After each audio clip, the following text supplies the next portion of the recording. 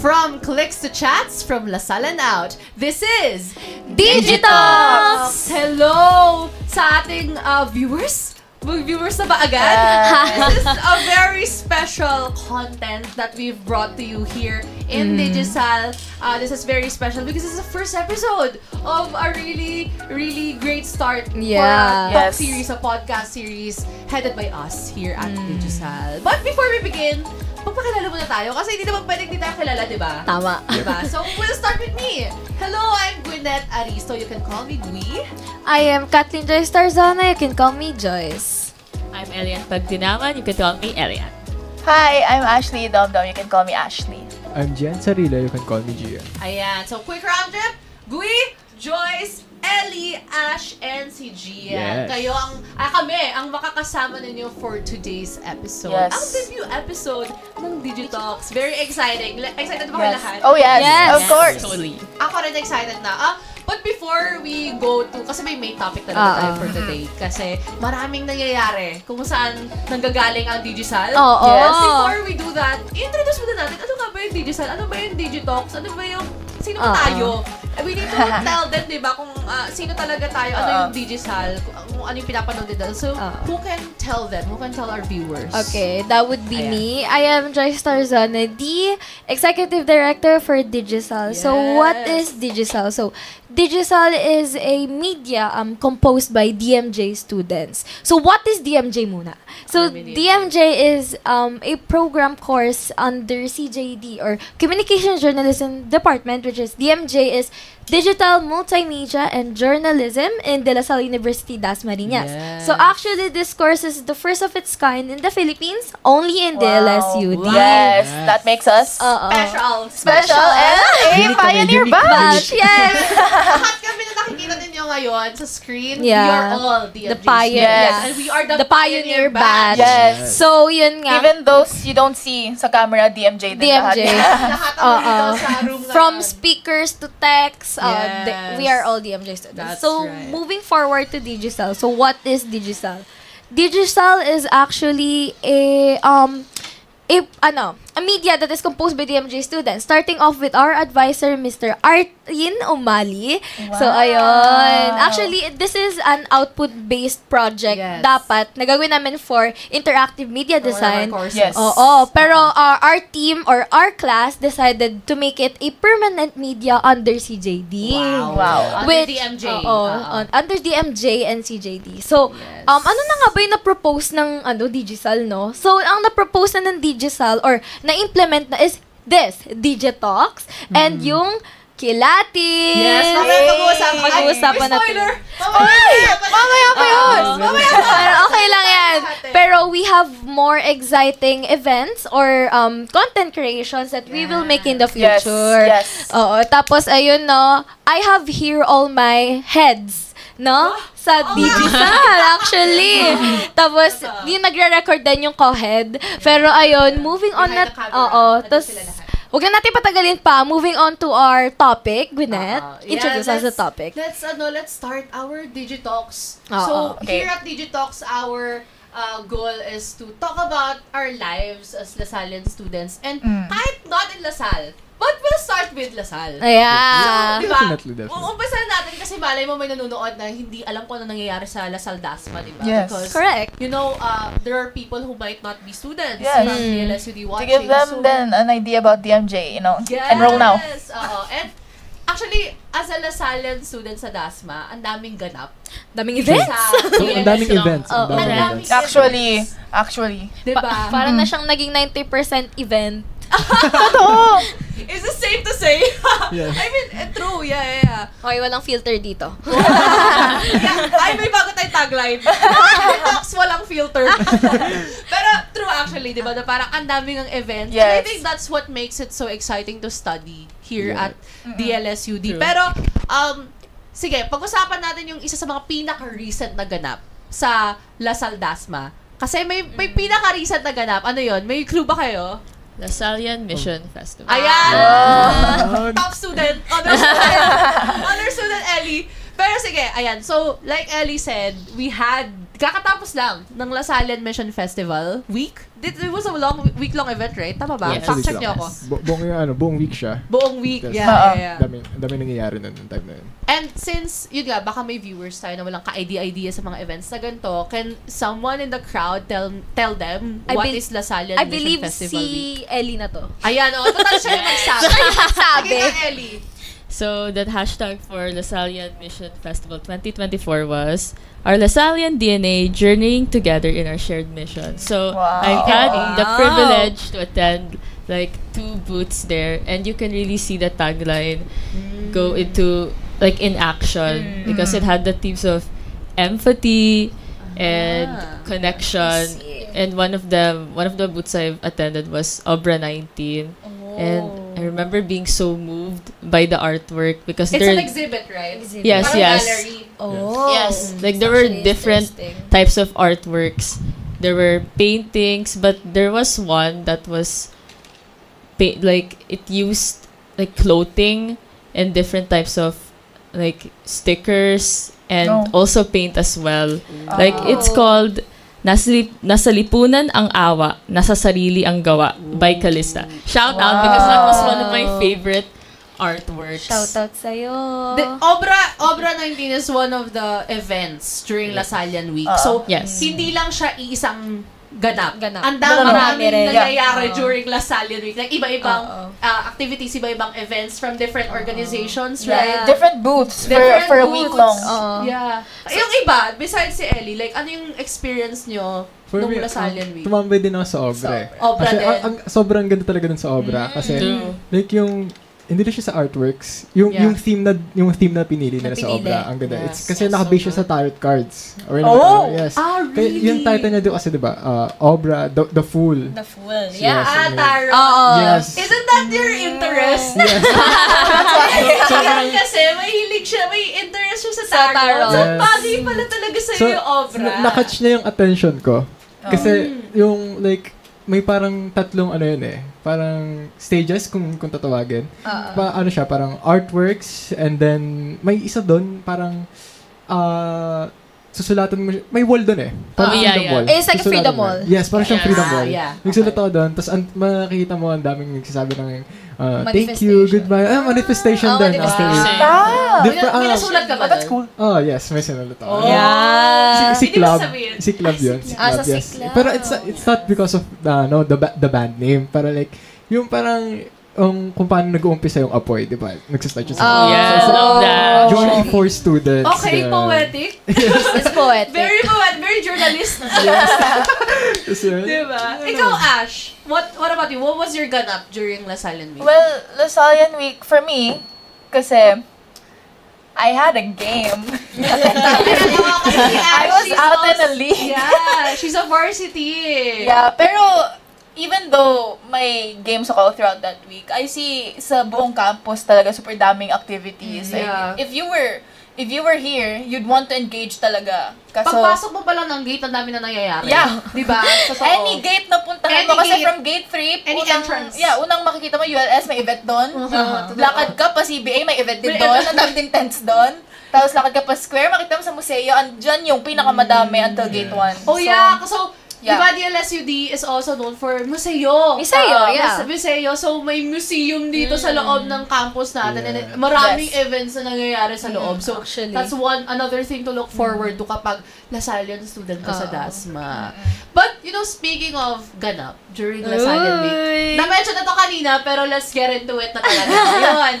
Na-spoil na siya. Na-spoil na siya. Oo. I'm sorry. Kasi meron tayong napakalaking ganap during Lasallian Week. Kami pong DMJ students, kaming journalism students sa UD, we had siguro the very first significant talagang event for us journalism students. And it's called Kilatis 2024. So, sige, ako na lang yung Ikaw na mag-introduce. mag-start. Sige, so, Kilatis 2024, it was held second day actually ng Lasallian Week.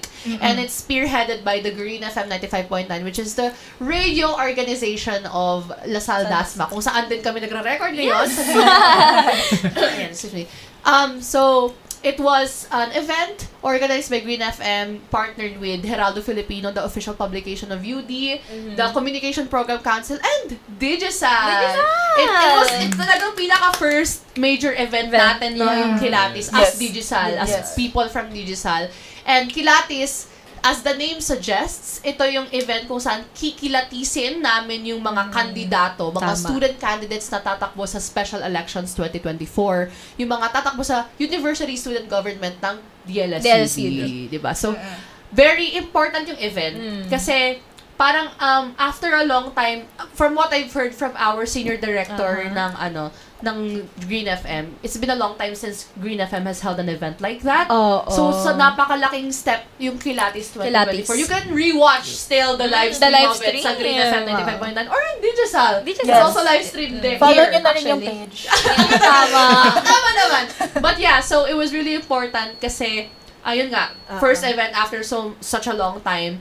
And talagang kasi para sa akin, yun yung role natin as communication and journalism students is to deliver, you know, content and events like this for the use of the students. Yeah, tama. Diba? Para rin yun sa parang siguro to know the credibility of the candidates kasi Kilatis, even though I did not attend because of my wisdom tooth surgery, Kilatis is a very big part for the La Salle University Dasmariñas students kasi if you think of it, Kilatis is a big step towards change. True. Onto student leaders, how will the student leaders handle controversial issues? Yes. Totoo. So, yung mga umattend ng Kilatis, how was your experience? And by far most, sino yung may parang sa tingin yung potential talaga na candidate? Oh, that's... Wait lang. Pero, should we start with me? Okay, sure. Tapos, sige, we'll go down the line. But, ako yung host ng event na yun. So, if you rewatch the live stream, I'll be there. First face. So, ang daming preparation beforehand. It was really like, it was difficult. It was a little complicated, but it was so smooth. Fun to do. And it was a little smooth. Actually, hindi siya smooth. All around. Bumpy roads. Alam to ng mga nakasama ko dati. Ang daming nangyari. Ang dami. Sobra. Yes. It's a roller coaster ride the whole time. Pero they executed it perfectly. Oh, thank you. But yeah, I was the host, so I got the opportunity to talagang kilatisin, interviewin yung mga candidates. So, ako din kasi tumulong ako sa script writing since gusto ko. As the host, kailangan naman talaga may hold ako sa questions.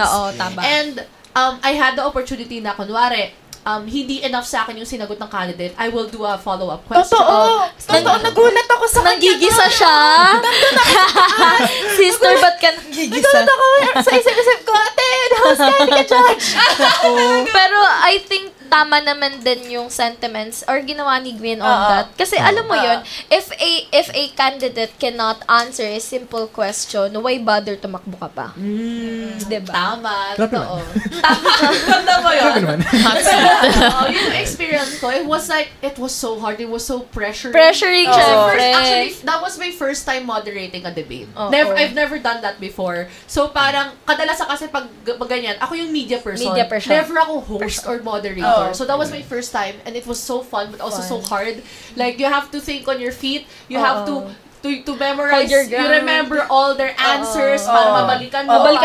Pakilatis mo sila. But it was really, really talagang it was beneficial for me as a journalism student. Kudos nga sa'yo kasi, you held your ground. Oh, thank you. Because, as you've said, it is your first time debating.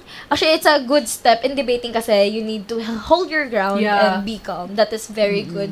And with that, kahit hosting in general, kailangan kalmado ka. Hindi ka pwede magpakita now ng you panic. know, makikita mo doon kung paano mag-act yung mga student leaders. Napalabas mo kung ano ba talaga yung agenda nila sa Kilatis. So, ayun, moving back to the question. So, since, ayun nga, siguro I'll add na lang sa magiging answers ninyo kasi marami talaga, sobrang dami ko talaga experience. Will take like 3 hours finishing everything. So, sa iba naman muna, sige, for the others na naka-attend din that day, sabihin nyo yung naging role nyo dun sa Kilatis Okay. 2024 event. Tapos yung experience nyo. We'll start with, sige, Gian. Tapos, ano na lang din, after nun yun, i-up natin yung question na yung candidate na. Later, we'll Go, get back to Gian. that. Actually, taga-spotlight lang ako nun eh. Tapos tingin nyo ba? Malaki role mo. Wag mo nila lang ang spotlight operator. Without you, hindi namin makikita ang mga candidates. Ito guys kung maganda yung lighting ni Gui, it's because of me. Sige, thank you sa magandang lighting. But actually, ito sa mga candidates, mga ganyan, lahat sila magaling. Pero at the same time, nararamdaman ko yung pressure na nararamdaman nila. Kasi yung mga questions, mga follow-up questions, parang ang hirap niya sagutin. Pero kapag ikaw yung watcher, parang sasabihin mo, parang ang basic naman sagutin. Pero when you think of it, kapag ikaw yung nasa stage, parang ang bigat. Kasi like ang dami na People have nakikinig their sa'yo. eyes. Tapos, yun naman na experience ko yung time na yun. How was it as a spotlight operator? Was it your first time? Nakakalay It's my ba? first time. First time na maging spotlight Tapos, operator sa Tanghalang Hulihan Felipe where Ang we nangyari held pa it. ng time na yun, so, I have to call Izer pa nun. Kasi nga, nagte-take breaks din ako in between kasi nakakatulog na ako. Nagka-time, hindi ko napansin, si Gui na sa gitna, tapos biglang nandun na siya sa left, tapos yung spotlight na iwan ko lang sa Kaya gitna. pala! Wala akong ilaw! Nakatulog na ako doon, tapos sabi lang ni Kuya Eman, uy, gumising ka, Gian. Pero mahirap ang maging spotlight operator. Mahirap. Kasi you really have to be attentive. Tapos, the thing is, isang buong, 4 na oras ba yun? 3 to 4 hours? Yeah, 3 to 4 hours 4 mo siyang hours. gagawin. 4 Oo. hours mo siyang gagawin. Tapos, kaya nakakaantok talaga siya, nakakapagod. Tapos, nakatayo pa ako sa upuan ng time na yun. You did good I though. had to call Izer to take breaks. Pero you did good. Good job as Yeah, you first did time good. as spotlight Thank you. operator. Next si Ash. I was a tech nung nung Sa live Pilates. stream, right? Yeah. I was the one na nagla-live caption during the event. So, parang si Gian lang, then I had to be attentive. Bawat sinasabi ng per contest, kailangan type ako ng type. Tapos, kailangan mayat-maya yung oras na update, ano ng segment ng show. So, it was Pressuring. hindi naman sa pressure, pero it was kind of nakakagulantang siya. Nakakagulantang yung job, pero it was fun. It was also my first time na mag-live caption. Mag-live caption. Tapos, going to the candidate topic. For me kasi, meron dalawa na they were outstanding for me. Oh. Pero, I don't wanna name drop. Babalikan natin. Name drop Mag-focus tayo sa candidates later. Yeah. I don't wanna name drop because sa sobrang dami kong tinype na pangalan, hindi ko sure kung sino yung nagsalita ng type na yun. Pero their answers talk to me. So, okay. Yun yung naaalala ko. Ano yung kunwari, maybe may nanonood dito ngayon na gusto magiging journalism student. Tapos in the future, magiging live captioner siya. Ano yung magiging advice mo? Doon din sa Ang spotlight. advice ko is good eyesight, good hearing, and fast hands. Very fast hands. Di ba ganito yung nature of live captioning? Like journalism in general, everything is fast-paced. Everything. Kailangan Yes. mabilis ka. Sa spotlight, anong advice mo? Huwag mo Sa tulog. Hindi, huwag mo tulog. You really have to watch kung sino yung pino-focusan mo. And then, kailangan mo din pakinggan yung mga sinasabi sa'yo. Like, dapat from left to right, magpan ka, dapat naka-center siya. Yeah. You really have to listen. Yun naman. Gets ka din kung bakit siya nakatulog. Malamig dun sa taas. Yeah, very. Compared sa inyo sa baba, Ayun malamig din. sa taas. Super. Nakatapat sa akin yung aircon. Habang nakatayo ako doon. Tapos yung kamay ko nanginginig din at the same time. Kasi sobrang lamig talaga.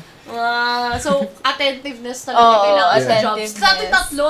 Pero, besides sa ating tatlo, may isa pa. Nakasama that time. Si Ellie. Si Ellie. Ellie, what was your role during Kilatis 2024 and like your experience? Since this was an event full of firsts for my classmates, it was also my first time managing the music. So if you ever felt like very pressured or scared because of the sound effects, it's me. You're welcome, everybody. And yeah, it was very fun. And like Gian said, I also had to, I just had to be very attentive and also listen to, Kuya Ras, who was with me, and Ate Dan, who were helping in Mga me seniors in guiding. natin. Yes. Yeah. Seniors. In clicking on what you music to press what Ano sound yung gamit yun? Mixer? Soundboard? Yes. Yung malaki? Yun, di ba? No, from the sila yung laptop. nasa booth. Sa laptop! Okay. Yes. Na nakakonect sa everything, ganun ba yan? Yes. Yeah. How was it? Was it hard? Not really though, but you just really have to pay attention because there were times where, the candidates were still talking and I have to click on this. But if I was just attentive, then it wouldn't really be a problem. I think sa roles nating lahat, kahit yung nasa bahay lang na tumutulong, it's attentiveness yung kailangan. Kasi everything is so fast-paced, everything is so on the go. Ang dami nangyayari at the same time. So, kailangan presence of mind in everything. Kailangan per detail nakaka-catch mo siya. Totoo. Sobrang hirap. No matter what your role is. Totoo. Alam niyo ba, after ng event, parang may himatay na ako sa kalsada kasi ang dami nangyayari sa utak ko. Kasi talagang fatigue yung yung body ko because everything was happening at the same time. But it was... Di ba at the same time may sakit ka? Ay, may sakit ka nun. May isipon ako. So, yun, parang kung maririnig niyo yung host doon na parang may isipon, meron talaga. Pupunta ako. Nilalaban niya yung pagkakongo niya noon. Time na yun. Bumili kami ng strepsils for her. Thank you sa mga kasi bumili nila ako ng lunch, ng strepsils, tsaka ng salabat. Yeah, salabat. I love my DMJ babies. Babies. Hindi, pero sobrang hindi kasi ganoon talaga tayo, tulungan tayo kasi ang onti lang natin. Yeah, that's true. Diba? Starting pa lang yung DMJ, kaya enroll na kayo. Enroll na kayo DMJ. Tapos, ayun, apologies then on my side kay Ashley kasi that is supposed to be my job. Okay Kaso, lang. grabe naman kasi ang maganang mukha ko noon. Excited na ako si Jollibee.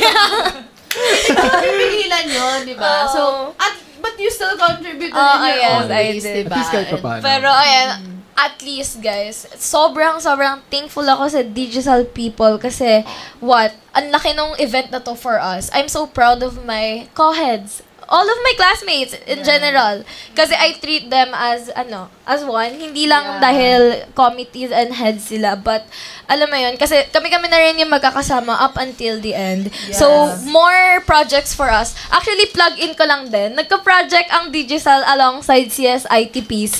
Yes. So, nag-production kami actually ni Gian, ni Ellie, and ni Izer in regards sa CS Smash Fest trailer. Whereas, ito yung may mga tournaments. Yun yung yung event nung CSIT. So successful siya. Sadly, hindi kami na-credit as Digisal kasi ang sabi ng hindi ako mag-name drop ng office pero di pa daw kasi tayo recognized as organization. Understandable naman. Next sem, promise. We're still starting pa naman, guys. Pero yun, sobrang proud ako kasi naisalba namin yun. Tapos alam nyo ba't ang daming ng like ng page natin?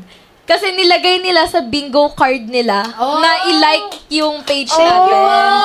So, big thank you kay Kuya Cedric and kay Kuya Encar for putting Digisal on your bingo card now that we have more engagements.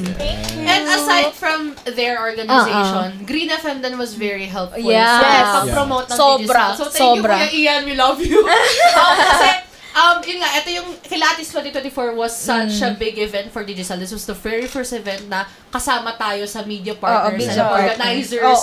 So parang, nung minabanggit ko as the host na parang in partnership with ganito ganyan, tas kasama Digisal, nakikita ko sa audience, may mga nagsasabi, Digisal? Is that you?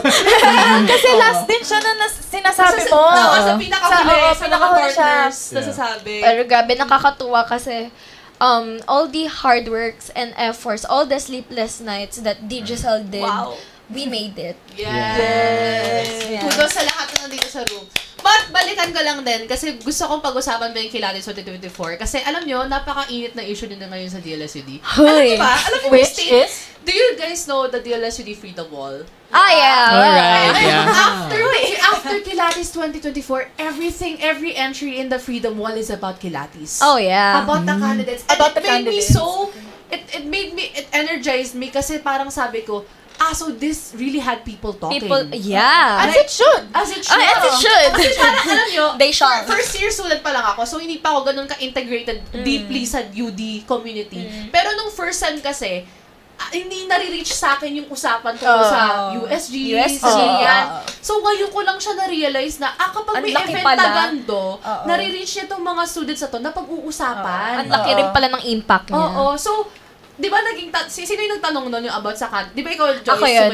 So, feeling ko, pag-usapan natin yung mismong ganap. yung mga nangyayari talaga sa Kilatis 2024, the event actually.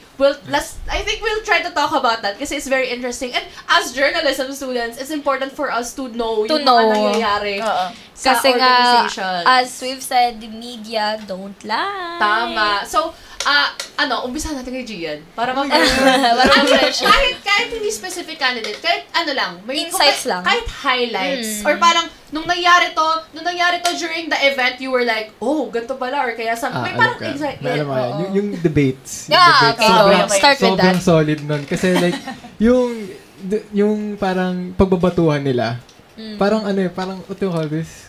Parang tagos ba? Tagos na. Parang clapbacks nila. Clapbacks nila.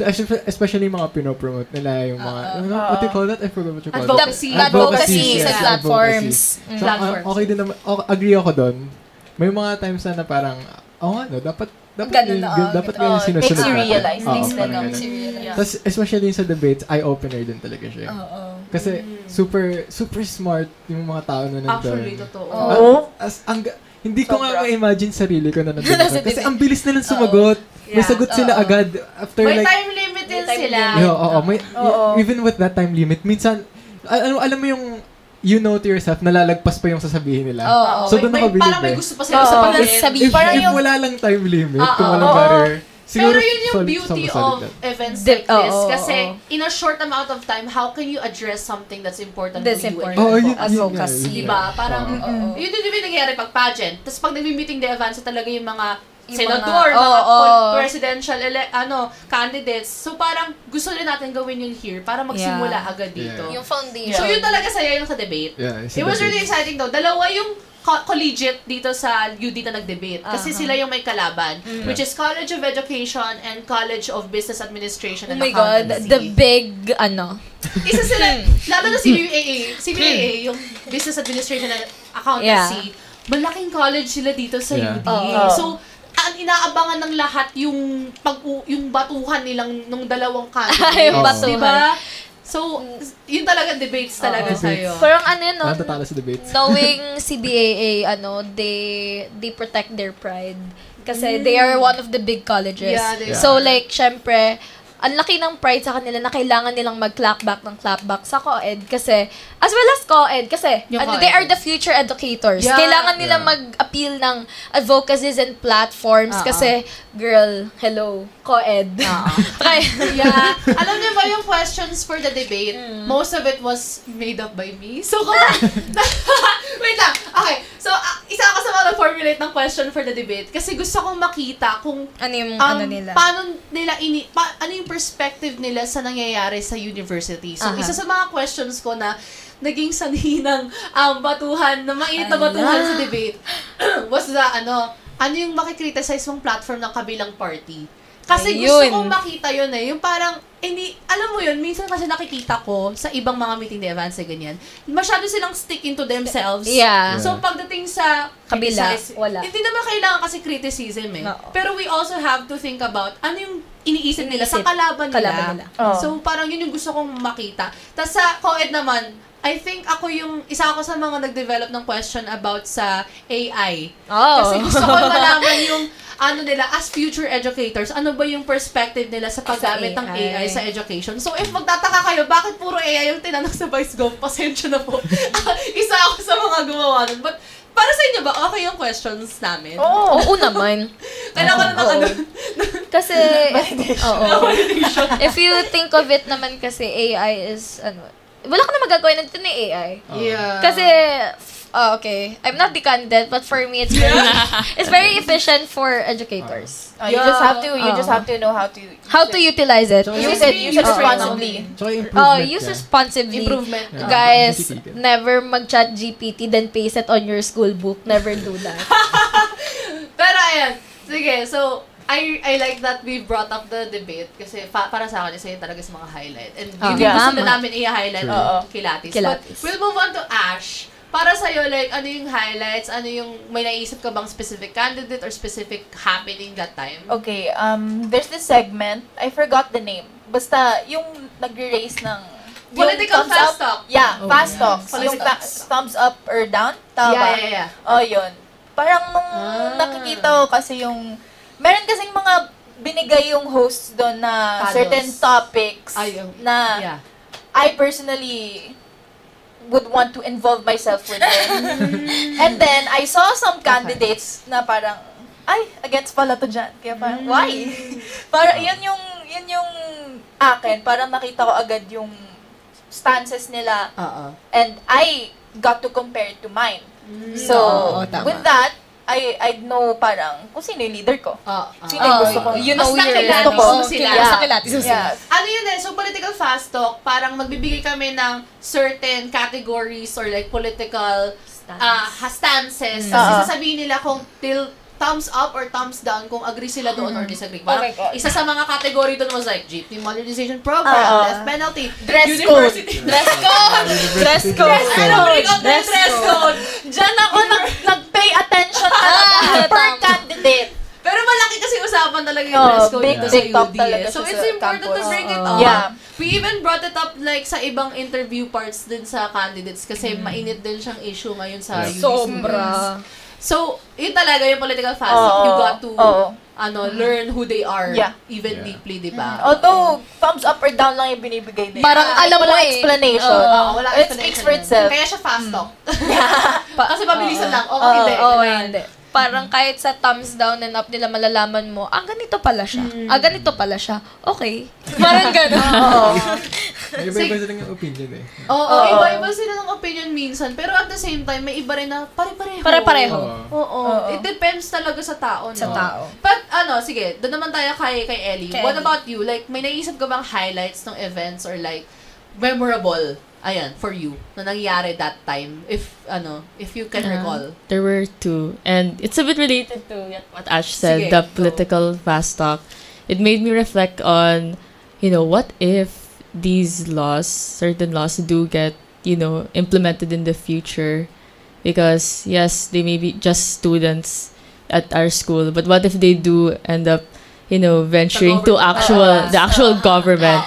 Like, it, gives me, like, hope, that they might, because change takes time, but, these little steps that might, end up causing ripples in the future, and it's nice that I was able to know their stance, and I was able to also agree with one of their stance. And the second one was that I liked a certain candidate's answers. Like, they were very, one progressive. She was very eloquent. And she had, like, really the audience impact. Like, I was like, yes! I was also agreeing with what she was saying. If I'm not mistaken, ito po yung girl, bandang dulo na, in-introduce. Oh, yeah. I know her. Ate Abigail. She got me too.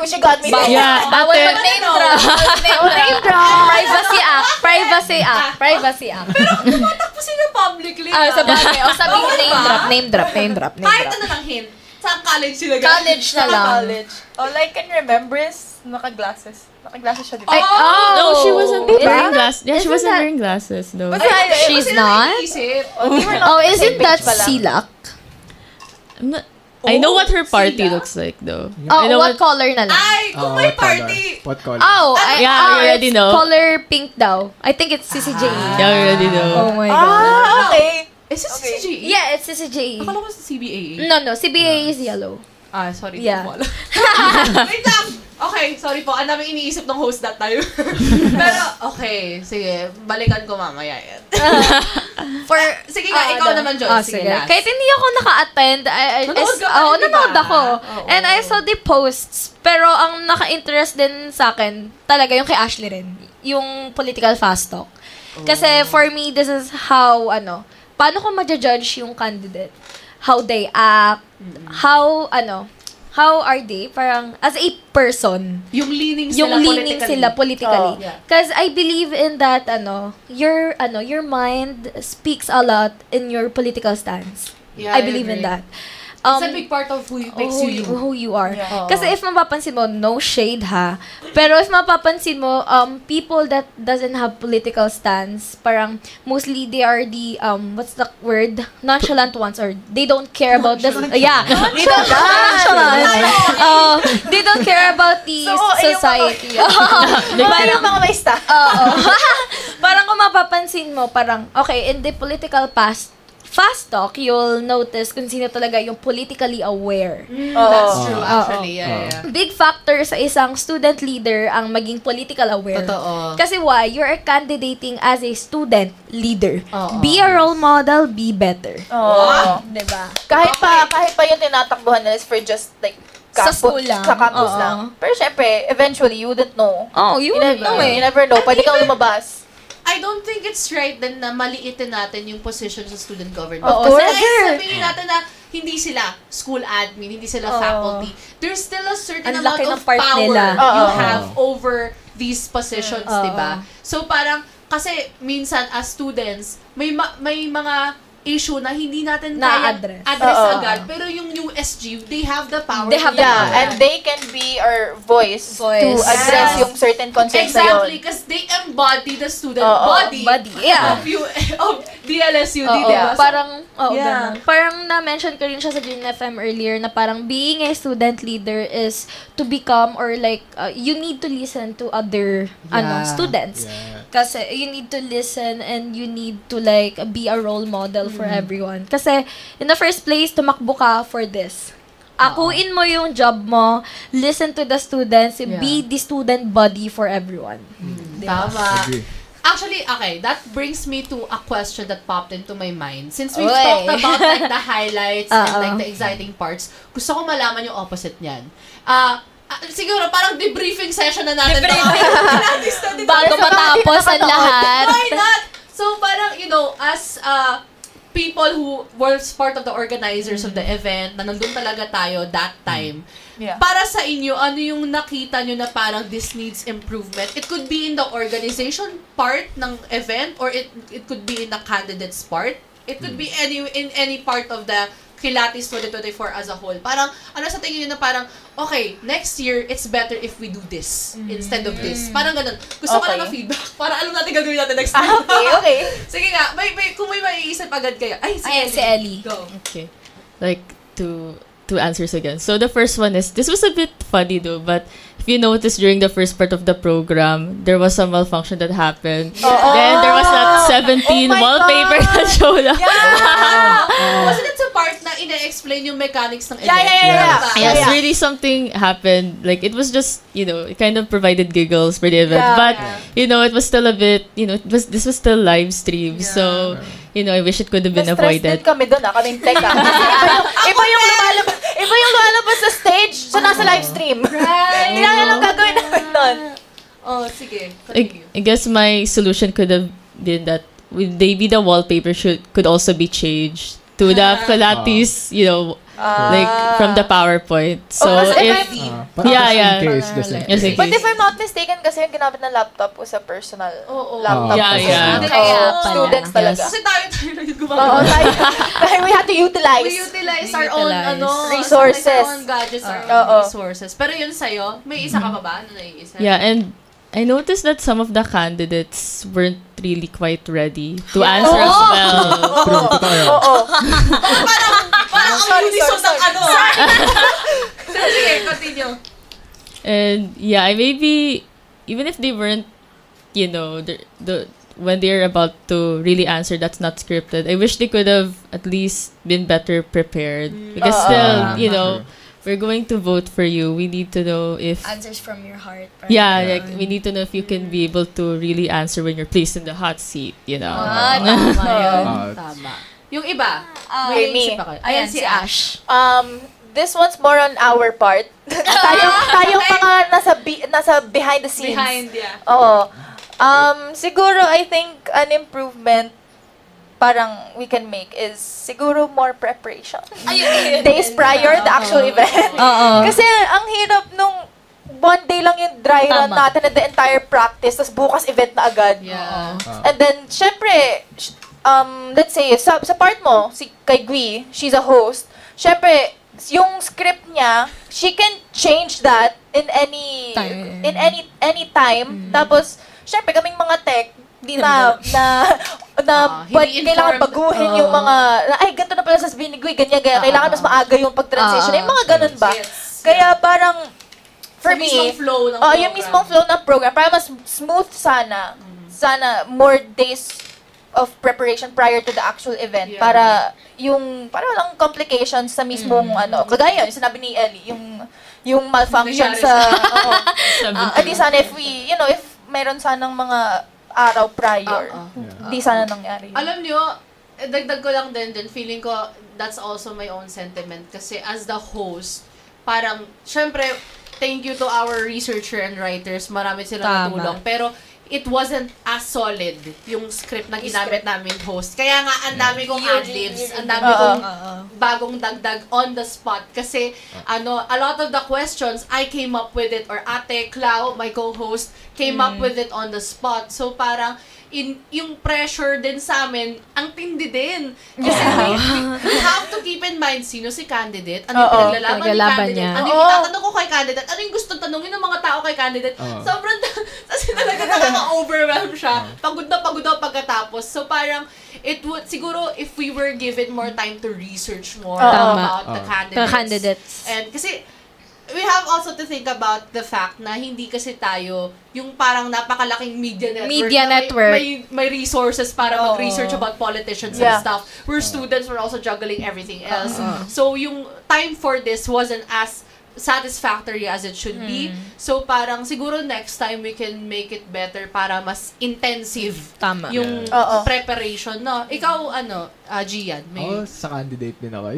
Yung there's this candidate na parang hindi niya alam yung sasabihin niya. So I was like parang at naawa ako nung time na yun kasi she was just there standing, para siyang na-frozen sa mga tanong. Parang parang nabibigatan siya doon. So I was like, okay, sayang. Baka kasi I think she was nervous kasi siya yung pinakauna. Yeah, I think. Baka nga yun nga. She would have to and she would have to set the standard for everyone kasi siya yung nauna sa I don't blame her for getting nervous. I would too. Pero siguro tama ka nga rin na at the same time, it should also be given na dapat prepared. Kasi kilatis nga yung title ng You run for this, therefore you hold kilatisin ka bilang tao, bilang kandidato. So, need ng preparation for that. Pero at the same time, as the host, nakita ko talaga na ninenervous siya. So, parang, I had to assist her pa. Na parang, okay, parang hindi klaro yung sagot mo. Follow up ko na lang. Iklaro mo. Ganon. So, parang, minsan kailangan ng assist for that. Pero, actually, curious din ako for that. Parang, pagdating sa candidates, it can be sa student government or it could be national, kahit sa klase ng government na may ganitong klaseng event. Ano yung hinahanap nyo? Okay. For me, ang hinahanap ko here, first of all, is credibility. The background. Background ng tao. Okay. As I've said, important ang background ng tao kasi first, you need to know their credibility in terms of in running as a leader. What is their organization credentials, their leadership programs, their political stance, are they eligible onto running into a leader? Pero alam mo, are they compassionate onto running? Yung initiative ba nila is not about them, but for the people to serve. Ganon. Exactly. Sa inyo naman, Therese, ano yung hinahanap niyo sa isang candidate? Whether it be student government or legitimate. Hindi ba legitimate? Okay, national administration. Can I go? Sige, go, Ash. For me, hinahanap ko kasi sa isang candidate, I want to see concrete plans. Ayoko ng puro words. Gusto ko makita. Kasi iba yung sasabihin mo sa akin, ano plano mo, sa kung sasabihin mo kung paano mo gagawin, lahat ng yun. Tama. So, I want to see how concise, how precise, lahat ng size.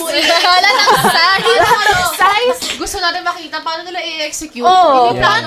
Kasi hindi yung puro salita, puro drawing lang.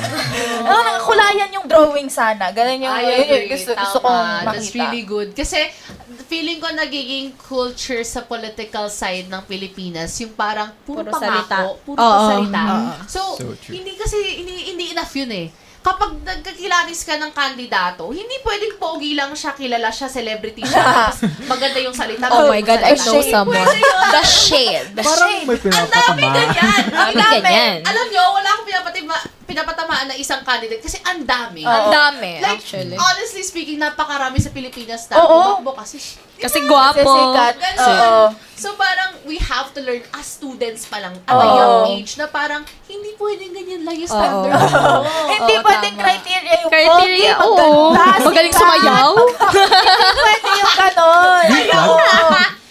Totoo, kasi alam mo yun, parang oo nga, nasa pwesto ka na nga, pero may hawak ka sa kaban ng bayan. May hawak ka sa desisyon ng anong mangyayari sa syudad mo or something. So, enough ba na pogi ka? Oo, saka it makes me question, parang, may alam ka ba? May alam ka ba?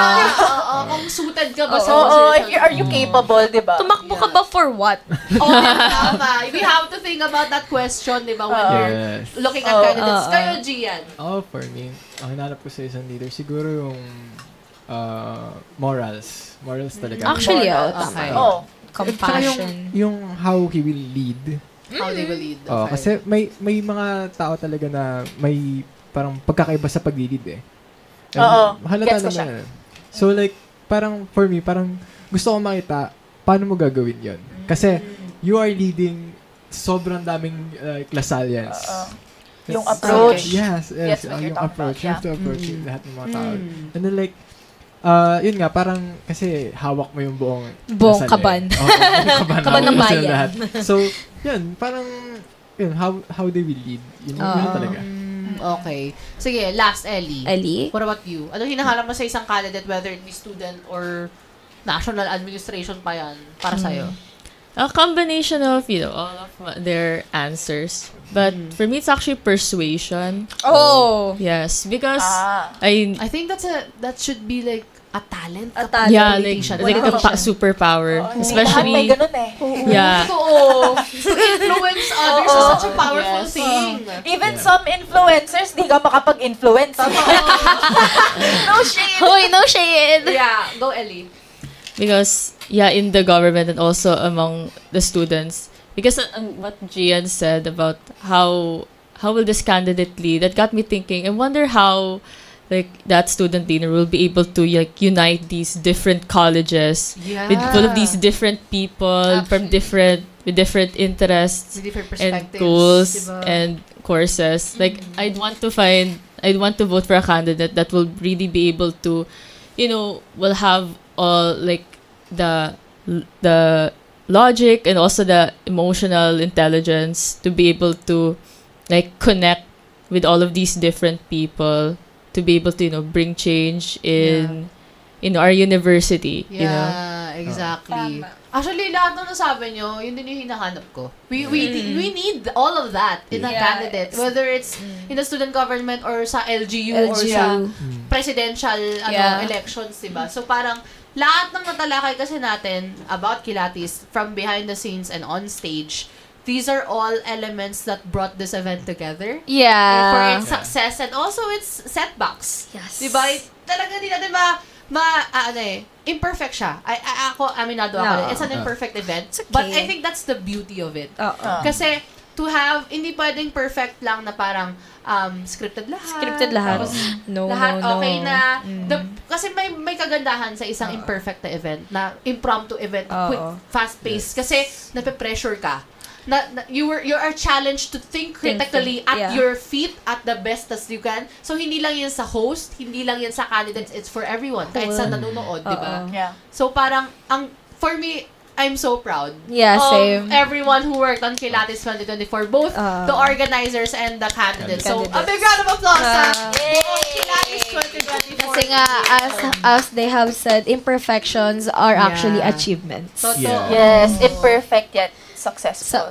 Tama! Yan, to Digisol and DMJ, pat yourselves in the back. You deserve this. Pat yourselves in the back. Yes!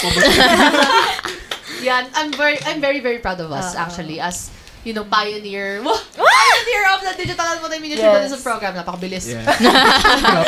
Digital and Multimedia. Ang haba kasi, ang haba ng course natin. Basta DMJ. If interested kayo na sa course namin, ito yung mga pinagagawa namin araw-araw. Join us, enroll sa DMJ program, enroll sa DLSUD. And we're out of time, unfortunately. So, we have to end this quick. Maraming salamat for tuning in to the very first episode of Digital! Thank you to everyone, to my co-hosts, kay Joyce, kay Ellie, kay Ash, kay Gigi, and thank you for joining me. This has been Gulat Aristo. And thank you to everyone behind the scenes for, yan. Sige, isa pa pala pa. Okay, napakadaming claps. Pero thank you din sa lahat, sa buong DMJ. Ayan, for this first debut episode of Digitalks. And look forward to more. You'll see more. More content. More content. Yan. Dito lang Abangan yan sa yan. Digisal. So you can follow us at Digisal and all the social media platforms you can find. And we also have a website. Just search www.digisal.com. So you can find us anywhere. And we'll see you next time here. From Clicks to Chats, from La Sala Now. This has been Digitalks. Maraming salamat. Bye. Bye-bye!